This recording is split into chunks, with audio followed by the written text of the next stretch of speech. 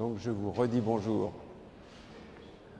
Mécanisme effecteur de l'immunité antitumorale, introduction. Je ne vais pas tarder à interrompre F9. Alors, la fonction physiologique de l'immunité humorale, ça va être de vous défendre contre les microbes qui sont extracellulaires, également contre les toxines microbiennes. Ce type d'immunité ne va bien sûr pas marcher lorsque les microbes ou les virus, les bactéries, seront à l'intérieur des cellules, où là vous serez bien content d'avoir l'immunité à médiation cellulaire.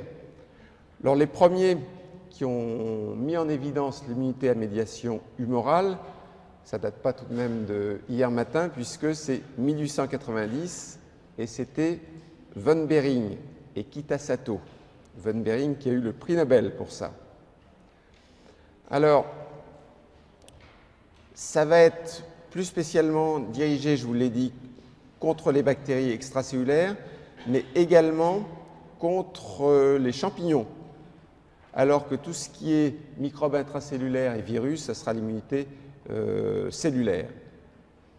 Alors, ça peut être un petit peu efficace contre les virus tout de même, avant que le virus ne pénètre dans la cellule. C'est-à-dire, si l'anticorps peut attraper le virus avant qu'il pénètre dans la cellule, tout de même, ça peut être efficace.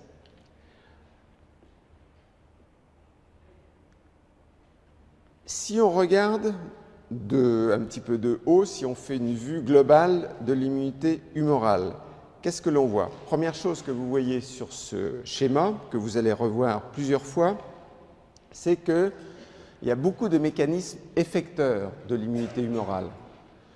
Premier mécanisme, vous pouvez ici neutraliser les microbes et les toxines, les microbes y compris les virus, avant qu'ils pénètrent dans la cellule. Vous les neutralisez ici, l'anticorps capture le microbe, bactérie, virus, ce que vous voulez. Second mécanisme, et on va revoir tout ça doucement, grâce aux anticorps, c'est les mécanismes d'opsonisation et de phagocytose des microbes.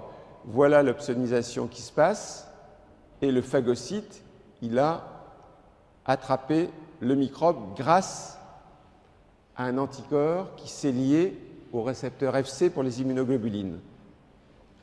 Autre chose, je viens de vous le montrer tout de suite, c'était la cytotoxicité cellulaire dépendante des anticorps. Ici, c'est une cellule NK que vous reconnaissez, elle est en bleu. Elle est capable de faire une cytotoxicité cellulaire dépendante d'anticorps, ce qui va effectivement tuer la cellule cible. Ce que vous ne connaissez pas encore, on va passer pas mal de temps dessus, c'est que les microbes peuvent être phagocytés grâce au système du complément. Hop. Donc ici, vous avez un microbe qui a fixé sur sa surface une toute petite chose que vous voyez ici, qui est une protéine du complément, et en fait, ça permet au microbe d'être attrapé par le phagocyte. On verra ça tout en détail, plus en détail. Et ici, ce qui apparaît, c'est aussi un mécanisme qui est dépendant d'anticorps qui permet la dégranulation des mastocytes. Donc, le message global, c'est que grâce aux anticorps, il y a beaucoup de moyens d'être efficaces. Alors, les anticorps, vous savez qu'ils sont produits dans les organes lymphoïdes et dans la moelle osseuse, mais qu'ils vont être efficaces à distance des organes producteurs ou des organes, je dirais, de stockage, à distance des organes lymphoïdes, moelle osseuse, ganglions, rate.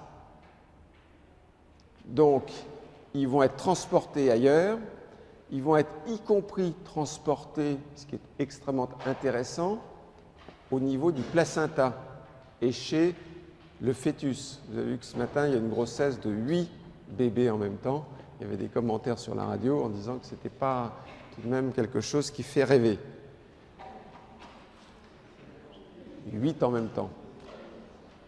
Alors, autre chose toujours dans une vue globale, c'est que les anticorps, ils peuvent être à vie courte ou à vie beaucoup plus longue. Alors ceux qui sont à vie courte, c'est plutôt les anticorps qui apparaissent d'une part lors de la réponse primaire, que vous voyez ici, et qui sont produits très rapidement lors de la réponse primaire au niveau des ganglions.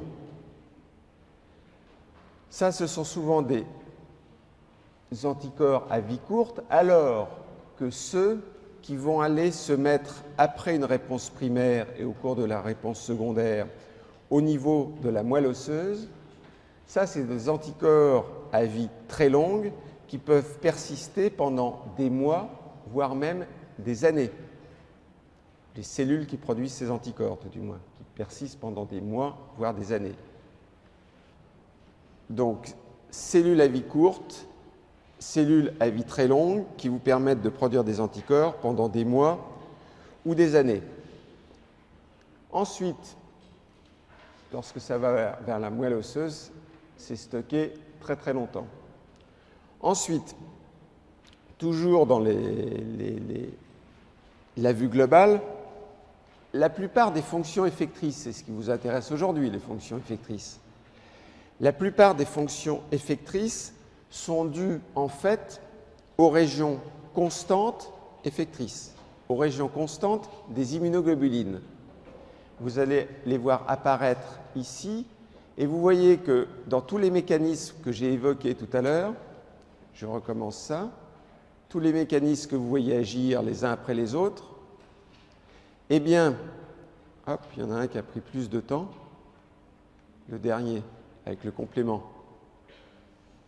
Je recommence. Voilà. Eh bien, vous apercevez que les sous-classes d'immunoglobulines ne sont pas forcément les mêmes. Vous voyez qu'ici, hop, ce sont des IgE, ici ce sont principalement des IgG, des IgA, là des IgG, IgG, pour l'activation des protéines du complément. Ce sont plutôt des IgG ou des IgM. On va revoir ça en détail. Donc, toutes ces fonctions effectrices dépendent en grande partie des régions constantes des immunoglobulines. Alors, autre chose, pour qu'il y ait ces fonctions effectrices, vous avez besoin que le lymphocyte B se transforme en plasmocyte, soit activé, et vous avez besoin, vous vous souvenez, d'une part de molécules de costimulation, B7, CD28, vous avez besoin de CD40, CD40 ligands, ça c'est toujours la même chose. Vous dites, ok, j'ai plusieurs mécanismes effecteurs, ça dépend des régions constantes des immunoglobulines. Qu'est-ce qui fait, en fait, que je vais à un moment donné, pour répondre à un virus X ou à une bactérie Y, plutôt faire des IgE, des IgA, des IgM, etc. Ben, la réponse, vous la connaissez. En fait, ça va dépendre notamment des lymphocytes T auxiliaires, selon que vous faites des TH1 ou des TH2. Par exemple, lorsque vous avez des virus et beaucoup de bactéries, ça stimule plutôt une réponse, on le verra, type TH1. Et les TH1, ça va plutôt faire des IgG. Alors je l'ai dessiné ici, ça vous connaissez la balance, mais là, ici, bactéries, virus, hop, ça fait plutôt des IgG. Par contre, si vous avez dans la balance plutôt des parasites, ça va induire plutôt une réponse TH2, et dans ces cas-là, vous faites plutôt des IgE. J'aime bien ça. Voilà. D'accord? Alors, bien évidemment, si le type de sous-classe d'immunoglobulines que vous faites est variable, il y a une chose qui est aussi importante, ça va être bien entendu la spécificité des anticorps qui dépend des régions, non pas constantes, mais des régions variables des immunoglobulines. Mais ça, vous le savez.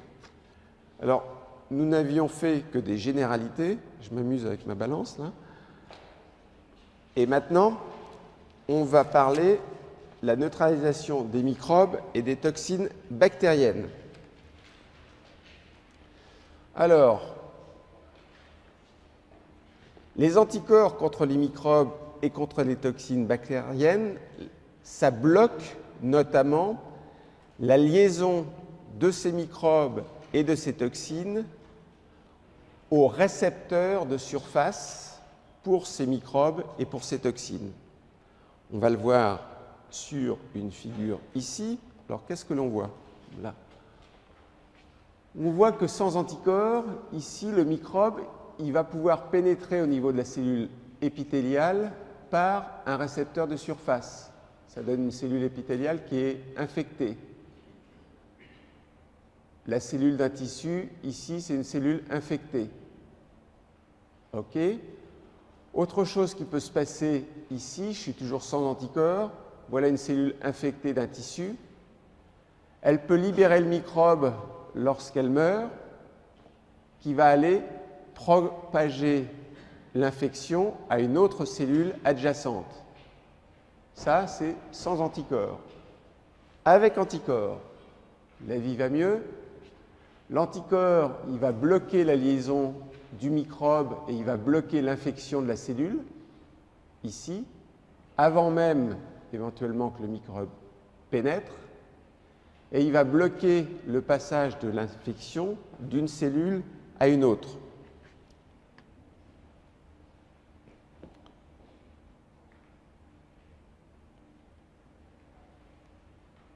Alors, lorsque vous avez ces actions des anticorps, ça doit se fixer notamment à la surface des bactéries et ça doit se fixer notamment sur une structure bactérienne que vous connaissez bien, qui sont les pili. Les pili, c'est les structures qui sont utilisées par les bactéries pour en fait s'attacher aux cellules. Donc si vous faites des anticorps contre les pili, ça c'est bien. Ça marche pour les bactéries, ça marche pour les virus aussi, ça marche également pour les toxines. Vous prenez la toxine tétanique. Lorsque vous êtes vacciné contre le tétanos, vous aurez des anticorps qui vont bloquer la toxine tétanique avant qu'elle vienne se mettre sur son récepteur. Alors, la plupart d'ailleurs des vaccinations, ça va marcher comme ça va induire une protection grâce à la formation d'anticorps. Et plus ces anticorps sont de forte affinité, mieux ça vaut. Et pour avoir des anticorps de forte affinité, il faut faire souvent des rappels. Alors, neutralisation des toxines par les anticorps, c'est exactement ce qu'on vient de dire. Vous avez des récepteurs de surface non seulement pour les bactéries, mais également pour les toxines. Et la toxine ici, ce que vous allez faire, vous, c'est que vous allez bloquer la toxine avant qu'elle ait un effet pathogène. Donc voilà ici l'anticorps qui va bloquer la toxine pour que la cellule ne soit pas touchée. Donc sans anticorps, la vie ne se passe pas bien. Grâce aux anticorps, la vie est plus belle. Alors, ça c'était dans tous les mécanismes que l'on avait vus ici. La première chose que vous avez vue, c'est celui-ci. D'accord? Vous avez neutralisé les microbes ou les toxines. Maintenant, vous allez faire autre chose. On va faire un mécanisme d'opsonisation qui est médié par les anticorps et qui va vous conduire à la phagocytose. Alors, les anticorps qui font l'opsonisation, on le voyait tout à l'heure, ça va être ce mécanisme-là dont on va parler. Les anticorps qui font opsonisations, ce sont souvent des IgG. Ils attrapent le microbe. Il y a sur les macrophages ou sur les phagocytes des récepteurs pour le fragment Fc des immunoglobulines. Donc ça va permettre ce mécanisme, une opsonisation. Qu'est-ce que ça veut dire? En fait, opsoniser, ça veut dire recouvrir. C'est-à-dire que l'anticorps, il va recouvrir en fait le microbe. Et une fois qu'il aura recouvert le microbe, le macrophage va pouvoir attraper tout à fait bien en fait la particule, le microbe qui a été recouvert, qui a été opsonisé. Alors, pour pouvoir opsoniser, il va falloir que vous ayez tout de même ce petit récepteur-là, petite courbe que vous voyez ici, récepteur pour le fragment Fc. Alors, on va regarder ce récepteur d'un petit peu plus près. Ici, opsonisation et phagocytose. Hop, anticorps, on a dit surtout des IgG. J'opsonise. Ici, j'active mon phagocyte. Vous avez ici une phagocytose du microbe et une destruction du microbe ingéré. Vous voyez comment ça se passe? Ici. Bien. Je vais revenir sur ce point-là, mais la phagocytose et l'opsonisation, le fait que je vais recouvrir en fait mon microbe pour pouvoir ensuite le phagocyter, ça peut se faire pas uniquement, comme vous l'avez vu ici, avec des anticorps, mais je peux aussi opsoniser avec des protéines du complément pour également attraper, grâce à un récepteur pour une protéine du complément, pour attraper en fait le microbe et aussi le phagocyter. Pour faire cette phagocytose, ce que je disais, c'est que j'avais besoin ici de récepteurs. Ici, j'en ai également un. On va d'abord parler du récepteur Fc qui est sur les leucocytes et la phagocytose. Alors, un premier récepteur qui est important, c'est le récepteur, celui-ci, le récepteur pour le fragment Fc des immunoglobulines, et en particulier le récepteur pour le fragment Fc des IgG1 ou des IgG3. Alors, ce récepteur pour le fragment Fc des IgG1 et des IgG3, le voici, le voilà. Fc gamma R1. Gamma, c'est pour IgG. C'est un récepteur pour les IgG. Alors, vous voyez plusieurs choses sur ce schéma. C'est que ce récepteur qui a une première chaîne ici, il a également besoin de deux autres chaînes ici qui sont des chaînes qu'on appelle gamma, alors que celle-ci s'appelle alpha. Ça, c'est le récepteur pour le fragment Fc, donc des IgG1 et des IgG3. Et que, comme d'habitude, mais ça vous connaissez, pourquoi j'ai besoin des chaînes gamma? C'est parce que ici, j'aurai besoin de transduire le signal pour dire que le macrophage il va devoir avaler en fait le microbe qui a été recouvert, opsonisé par une IgG. Et pour transduire le signal, j'ai besoin ici de motifs ITAM qui sont des motifs d'activation.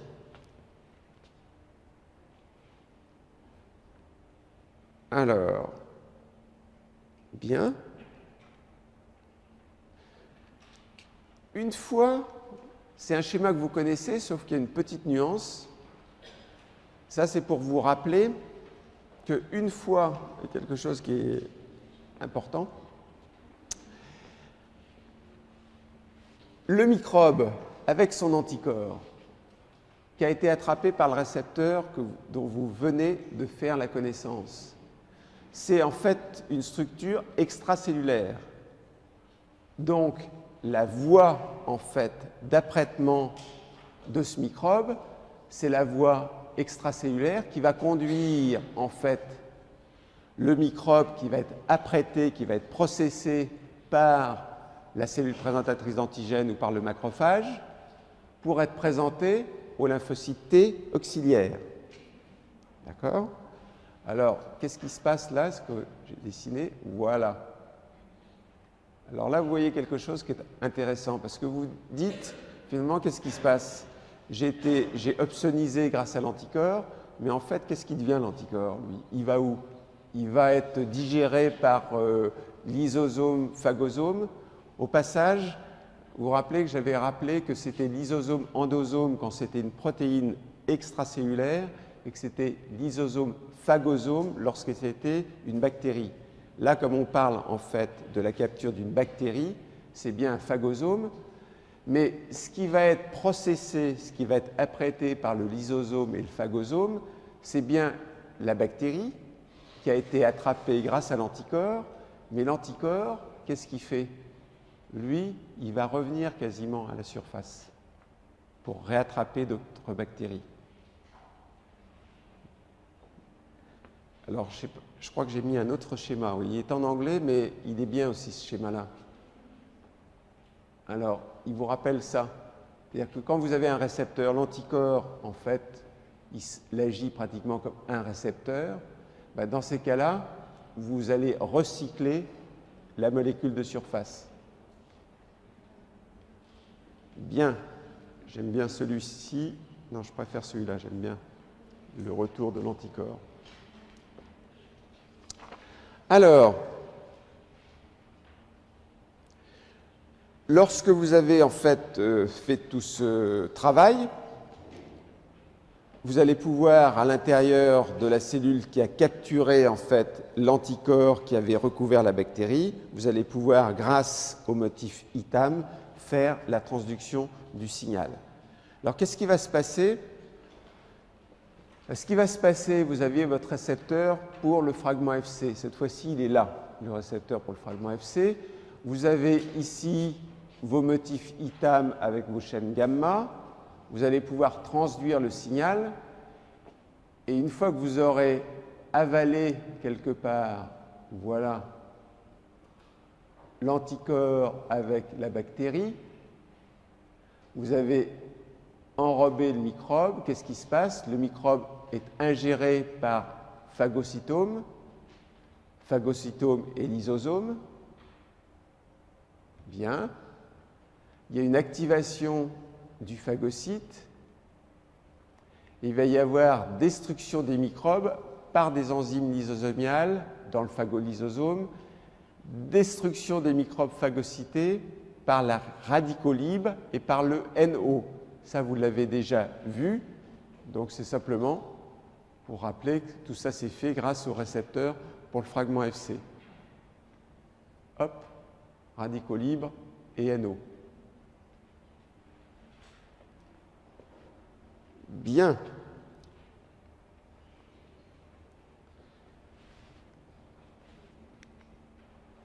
Cette action-là, l'action que vous avez vue là, le fait que le macrophage, la cellule présentatrice, elle va être capable de détruire le microbe. Si vous avez localement de l'interféron gamma, ça marche mieux. L'interféron gamma, vous le voyez ici, il est produit par des cellules NK, par des cellules TH1. C'est vraiment une des cytokines caractéristiques des TH1. C'est produit également par les cellules TCD8. Mais si vous avez de l'interféron gamma, ce qui m'intéresse, c'est ce qui se passe ici. Notamment, ça peut activer l'interféron gamma, ça peut activer notamment les macrophages. Les macrophages ici, ça les active avec l'interféron gamma. Ça aide. Hop. Donc, vous le voyez ici, mon macrophage, il reçoit ici de l'interféron gamma, ça va aller beaucoup plus vite pour que ici, il y ait l'opsonisation. Ça va? Vous voyez au passage pourquoi? Il faut être subtil, il faut le regarder rapidement parce que ça va se passer, vous allez voir ici. Qu'est-ce que fait l'interféron gamma? Il y a beaucoup plus de récepteurs pour le fragment Fc qui vont apparaître, ce qui fait que l'opsonisation va être plus efficace. Ça va?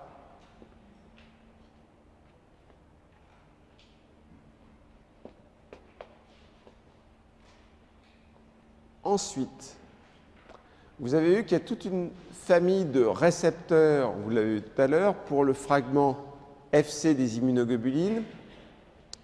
Et notamment, il y en a un qui est particulier, qui est le récepteur qui est R2b. Et qu'est-ce qu'il a de particulier, le R2b? Vous voyez que ici, les motifs qu'il a pour transduire le signal sont en fait des motifs non pas d'activation ITAM tels que vous avez vu ici, ce sont des motifs inhibiteurs. Ce sont non pas des ITAM, mais des ITIM. Motifs inhibiteurs. Ça veut dire que lorsque des immunoglobulines vont venir se lier sur ce récepteur, vous allez plutôt avoir une inhibition en fait de l'activité des phagocytes. Alors, ça a un intérêt parce qu'il y a un produit pharmaceutique que vous voyez ici qui sont des immunoglobulines intraveineuses. Ça, c'est un produit qui est encore relativement et même beaucoup utilisé, notamment pour le traitement de certaines maladies auto-immunes. Quand vous voulez traiter une maladie auto-immune, vous essayez de calmer, de baisser la réponse immune. Or, pour baisser la réponse immune, j'ai intérêt notamment à utiliser des motifs inhibiteurs. Et ce médicament, qui est encore une fois un médicament encore très utilisé, les immunoglobulines intraveineuses, vous en délivrerez à vos patientes ou à vos patients. Je dis bien patientes et patients parce que les maladies auto-immunes, c'est souvent plus fréquent chez les femmes que chez les hommes. Mais en tout cas, on ne sait pas totalement comment ça marche, on sait que ça marche, mais un des mécanismes par lesquels ça marche, on pense que ça passe par ces récepteurs Fc, gamma, R2b. Ce que vous avez vu. Bien. Donc, application. Alors, si je reviens aux différents mécanismes, vous avez vu un premier mécanisme, qui était celui qui permettait aux anticorps d'éliminer la bactérie ou la toxine avant même qu'elle atteigne sa cible. Vous avez vu un second mécanisme où les anticorps servaient à opsoniser la bactérie, le virus, à la recouvrir et à permettre aux phagocytes d'agir.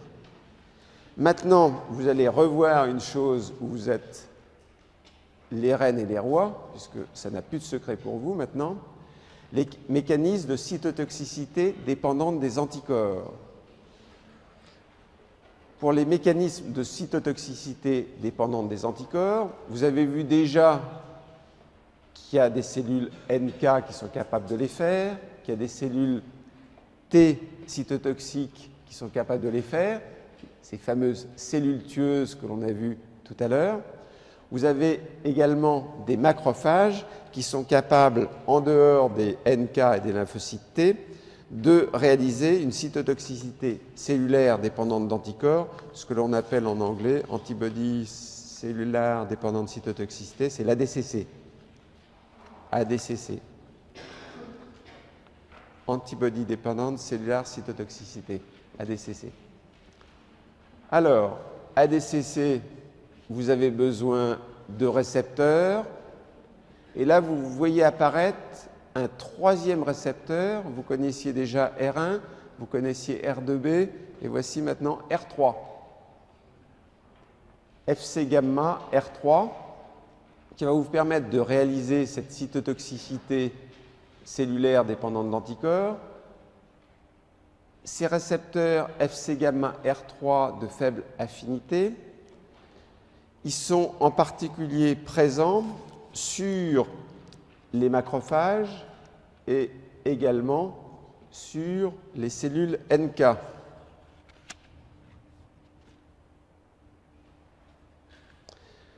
Alors, récepteurs de faible affinité, et c'est des récepteurs qui ne sont capables de lier que les anticorps lorsqu'ils sont groupés. Si l'anticorps est libre, il n'y a pratiquement pas de liaison. Et c'est lorsque simplement l'anticorps est groupé, alors pour être groupé, ça va mieux lorsqu'il a attrapé différentes antigènes cibles sur la cellule cible, différents antigènes de surface. Tiens, il y a 2 C à surface. Correction qu'il faut que je fasse. Non, il n'y a pas 2 C à surface. Mais là, j'en ai mis 2. Donc, je corrigerai. Comment je vais me souvenir de ça? Il faut que je m'en souvienne. Bien. Alors, tout ça se fait grâce à Fc gamma R3b. J'ai beau revoir les diapos 25 fois, de temps en temps, il passe toujours une petite erreur. Bien. Le voilà, Fc gamma R3b. Bien. Maintenant, je sais faire une chose de plus, c'est la cytotoxicité dépendante d'anticorps. Ça, OK. Destruction des cellules qui sont recouvertes d'anticorps. Ça, je sais faire. Maintenant, une autre action dont je n'ai pas encore parlé, qui est un petit peu particulière, toujours grâce aux anticorps, c'est l'élimination des helminths qui est médiée par les anticorps. Alors,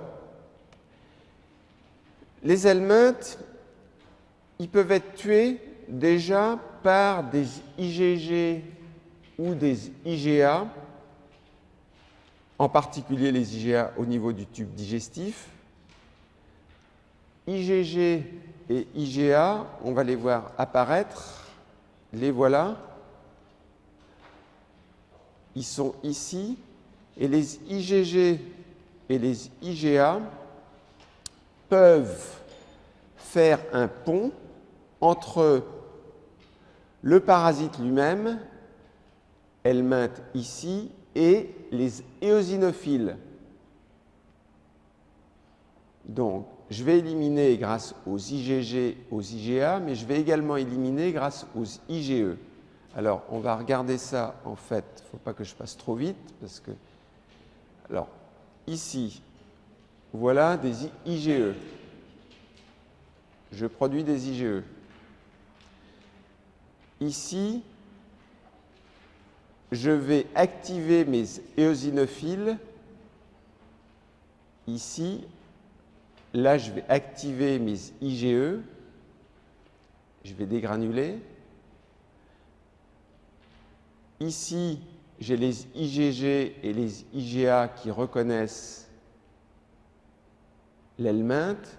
Et finalement, IgG et IgA, dégranulation des éosinophiles, dégranulation des mastocytes. À la fin, ça veut dire que votre helminth, votre ver, tout de même, vous allez parvenir à l'éliminer. Donc ici, 3 messages. J'ai besoin d'IgG, d'IgA et d'IgE. J'ai besoin de dégranuler des éosinophiles. Ce qui m'aide pour dégranuler les éosinophiles, c'est l'IL5. Et j'ai besoin de dégranuler des mastocytes grâce aux IgE. Et là, ce qui m'aide, c'est l'IL4. IL5 et IL4, c'est produit essentiellement par les lymphocytes Th2. Donc, on retrouve la notion que pour les parasites, ce que je vous avais dit tout à l'heure, ce qui marche le mieux, en fait, ce sont les Th2. J'ai une deuxième correction à faire, c'est-à-dire quand j'anime mon schéma ici, je dois faire arriver tout de suite les IgG et les IgA, alors que là, ils arrivent un peu tard.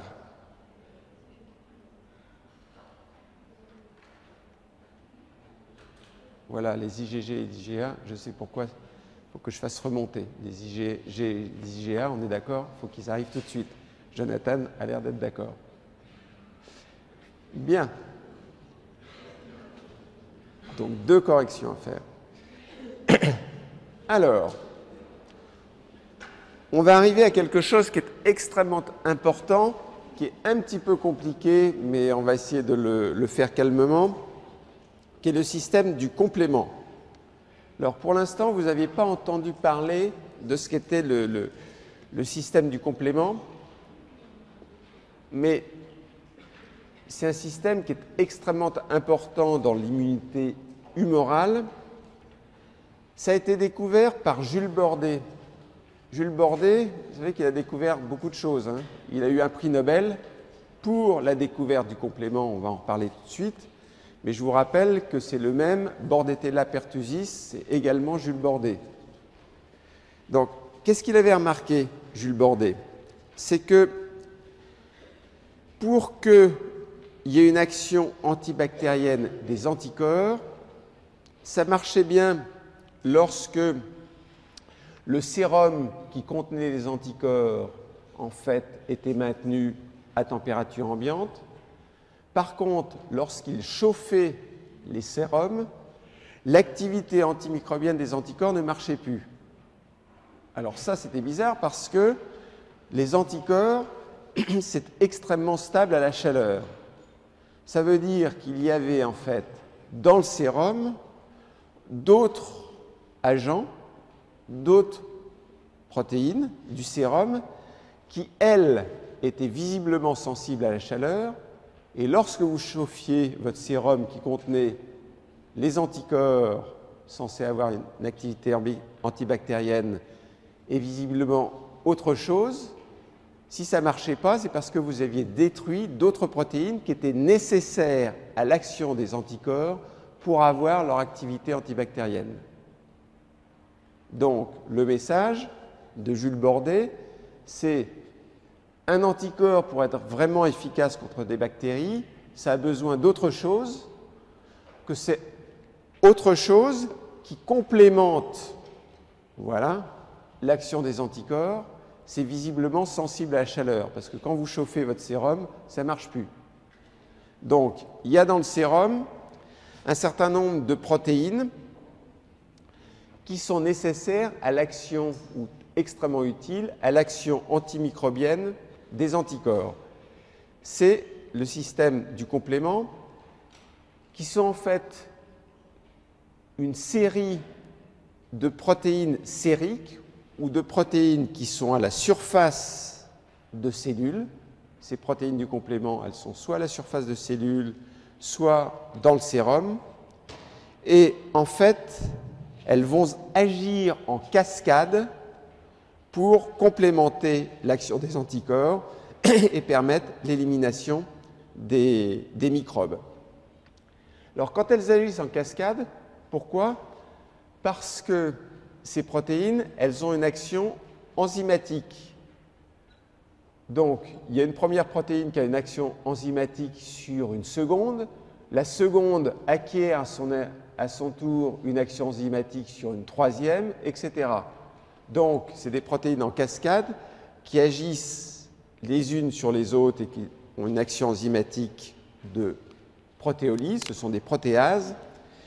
Et ces protéines qui ont une action enzymatique sur une autre protéine, c'est ce qu'on appelle en particulier des zymogènes. C'est un nom de dessin animé, ça, zymogènes. Z-Y-M-O-G-E-N-E. Donc, c'est des protéines qui ont une activité enzymatique qui agissent sur d'autres protéines qui vont acquérir aussi une liaison enzymatique, une action enzymatique. Alors, ces protéines du complément, elles deviennent souvent actives, c'est important ça, lorsqu'elles se lient de façon covalente, c'est-à-dire solide, à la surface soit de bactéries, soit d'anticorps. Donc vous avez déjà 2 messages sur le complément. Un, ce sont des protéines qui ont des activités enzymatiques, qui agissent en cascade les unes derrière les autres. 2, Les protéines du complément, pour démarrer leur activité, elles ont besoin de se lier de façon forte, notamment à la surface de microbes ou notamment sur des anticorps. Je vous rappelle qu'elles complémentent l'action d'anticorps. Pour complémenter l'action d'anticorps, déjà, il faut qu'il y ait une première protéine du complément qui se lie soit à un microbe, soit aux anticorps.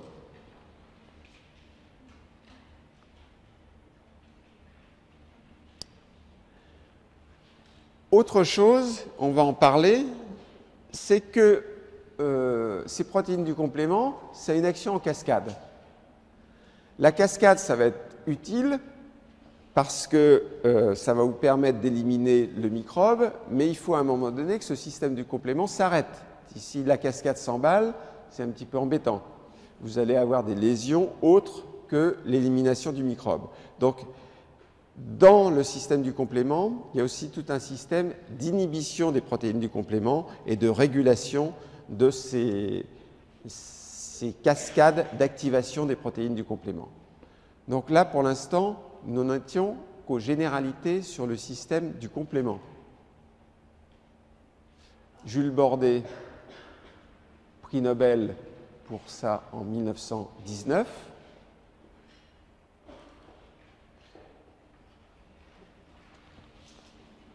Autre schéma que vous voyez, c'est que dans les voies d'activation du complément, je regarde une chose. Ouais. Les voies d'activation du complément. Les voies d'activation du complément, il y a des étapes qui sont absolument cruciales dans ces voies d'activation du complément. Les étapes qui sont cruciales, il y a une chose qui est bizarre là, voilà. Voilà, je retrouve les choses. Dans les étapes cruciales, ce sont les étapes initiales et vous avez 3 voies initiales d'activation du complément. La voie classique, la voie alternative et la voie des lectines. Alors, ces 3 voies qui sont différentes, en fait, elles ont pour but principal le même, c'est-à-dire le clivage d'une protéine du complément qui est C3. Donc ça, c'est l'activité centrale de ces 3 voies alternatives, classiques, lectines. J'ai besoin du clivage de C3. Ensuite, j'ai besoin d'une chose. Pour cliver C3, j'ai besoin de former une convertase, une C3 convertase, ici. Donc, processus central, j'ai besoin de cliver C3. Pour cliver C3, j'ai besoin de former une C3 convertase. Et une fois que j'aurai formé cette C3 convertase qui va me permettre de cliver C3, j'aurai besoin de faire quelque chose d'important, c'est de former cette fois-ci une autre convertase qui est C5. Donc, le processus central, c'est clivage de C3. Pour cliver C3, j'ai besoin de C3 convertase. Et une fois que j'aurai clivé C3, je vais faire une autre chose importante qui va être la formation de C5 convertase. Et une fois que j'aurai formé C5 convertase, j'aurai C5. Et à ce moment-là, les 3 voies vont se rejoindre et les étapes finales de l'activation du complément, ça sera les mêmes.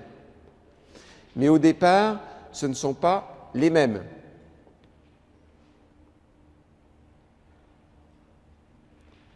Bien. Alors, sur le plan phylogénique, la voie classique, on l'appelle classique parce que c'est la première qui a été trouvée. Mais sur le plan phylogénique, vous notez que pour agir et pour qu'il y ait cette cascade qui se passe par la voie classique, j'ai besoin d'anticorps. La formation d'anticorps, c'est l'immunité en fait adaptative, donc c'est un système qui est plus élaboré. Pour les voies alternatives et la voie des lectines, a priori, je n'ai pas besoin d'anticorps, donc c'est des mécanismes qui sont plutôt des mécanismes de l'immunité innée, de l'immunité naturelle, qui est sur le plan phylogénique un mécanisme beaucoup plus ancien que la voie adaptative, donc la voie classique où j'ai besoin d'anticorps. Donc classique, c'est pas parce que c'est la plus ancienne, hein, c'est pas quand les lettres classiques, les lettres modernes, c'est pas parce que c'est classique que c'est ancien. Au contraire, la voie classique, c'est la première qui a été trouvée, mais c'est en fait un système d'activation qui est beaucoup plus élaboré. Lorsque je vais en fait activer cette voie du complément, vous voyez qu'il y a des cascades qui se font avec cette voie du complément, et à chaque fois qu'un enzyme va agir sur une autre protéine qui est en aval, à chaque fois je vais avoir ici par exemple, je vais faire un clivage de C3, je vais commencer ici. Lorsque je fais un clivage de C3, ici, j'obtiens deux protéines différentes, C3b et C3a. D'accord ? Ici, lorsque je vais cliver C4, je vais avoir C4b et C4a. Donc, à chaque fois, quand je clive, ici, je retrouve C3b, C3a. J'ai un plus gros fragment et j'ai un plus petit. Alors, pour s'y retrouver, on observe toujours le même code.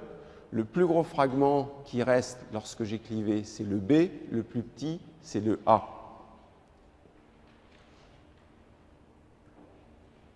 Alors, ces protéines du complément, elles sont importantes à tout moment. Par exemple, je vous avais parlé tout à l'heure que pour opsoniser, pour recouvrir un microbe et faire la phagocytose, vous vous souvenez que je vous avais dit qu'il y avait deux choses. Il y avait l'anticorps ici, mais il y avait aussi un petit fragment ici, C3b, d'une protéine du complément. Vous le retrouvez ici. Bien. Alors, voie alternative. La première que l'on va étudier, c'est donc cette voie-ci. La voie alternative d'activation du complément. Alors, pour que cette voie démarre, en fait, il faut qu'à la surface du microbe, ici, il y ait une protéine qui se lie de façon covalente à la surface du microbe, c'est la protéine C3b. Donc, ce qui se passe, c'est que vous avez assez naturellement un clivage de C3, et lorsque vous avez ce clivage de C3, le C3b va venir se lier de façon covalente sur le microbe. L'histoire est un tout petit peu plus compliquée qu'il n'y paraît. Voilà ici C3 qui se lie de façon covalente à la surface du microbe. Mais quand je vous dis que c'est un petit peu plus compliqué qu'il n'y paraît, c'est pour la raison suivante. C3, il est là-haut. Bien. Il y a un clivage qui se fait assez naturellement de C3. Mais lorsque ce clivage se fait naturellement, il peut se passer deux choses. Clivage qui se fait par la C3 convertase. Il y a une activité C3 convertase dans votre organisme qui est à peu près constante. Ça fait du C3b et du C3a. Vous retrouvez le code. C3b, c'est ce qu'il y a de plus gros. C3a, c'est ce qu'il y a de plus petit. Mais ici apparaît, lorsque vous avez clivé C3, ce qui se fait de façon naturelle, apparaît ici un groupement thioester. Il est là le groupement. Et il va se passer deux choses. Si C3b ici avec son groupement thioester reste, il n'y a pas de microbe, reste dans une phase liquide. À ce moment-là, dans une phase fluide, le groupement thioester se transforme et C3b est inactivé par hydrolyse. Le C3b est inactif. C'est uniquement lorsque vous avez des microbes où, à ce moment-là, le C3b, qui naturellement se lysait, va s'attacher de façon covalente à la surface du microbe, et s'attachant de façon covalente à la surface du microbe, cette fois-ci, votre C3b est actif. Donc, ce que j'étais en train de vous dire, d'abord, c'est deux choses. C'est que le complément, c'est un petit peu plus compliqué que ça n'y paraît, et que déjà, dans le domaine de la complication, lors de la voie alternative du complément, qui est donc celle-ci que vous avez vue ici, l'histoire du C3b qui vient se mettre de façon covalente sur le microbe, c'est un petit peu compliqué. Ensuite, alors on va suivre sur ce schéma-là. C'est en fait amusant, compliqué mais amusant. Alors, qu'est-ce qui se passe sur ce schéma-là? Maintenant, il y a un microbe qui a pénétré dans votre organisme, le C3b qui se baladait, qui était inactivé, il devient un C3b actif. Alors, dans ces cas-là, le C3b ici va se lier à une protéine qui est le facteur B. D'accord? Donc le C3b qui était ici tout seul, il se lie à ce qu'on appelle le facteur B. Alors, lorsque vous avez ce complexe C3b B, heureusement que vous avez des schémas, ce facteur, en fait, va être clivé, B, va être clivé par le facteur D. Tout ça étant stabilisé par la properdine. Alors, j'avais C3b B, je clive B, ce qui fait que je deviens C3b BB. B qui a été clivé, ce qui reste de la grosse partie de B, ça devient BB. C3b, je me suis lié à B, je deviens C3b BB. C3b BB, c'est la C3 convertase. Et qu'est-ce que je vous avais dit?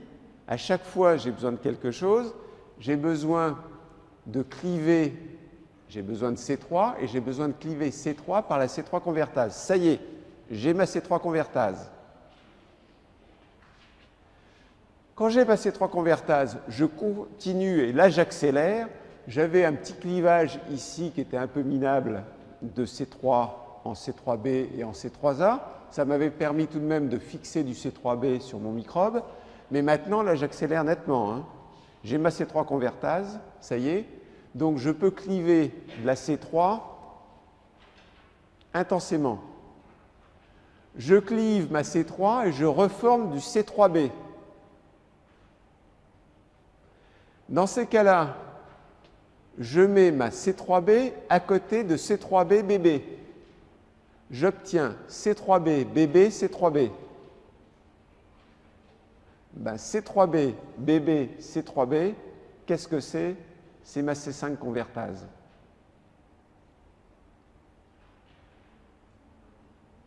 Sans schéma, vous n'en sortez pas là. Hein. Avec schéma, ça va tout seul. Une fois que vous avez vu le schéma et bien compris le schéma, ça y est, c'est retenu. Donc ça y est, j'ai enfin obtenu ma C5 convertase et je vais pouvoir cliver une autre protéine qui va être C5 pour faire C5b, C5a.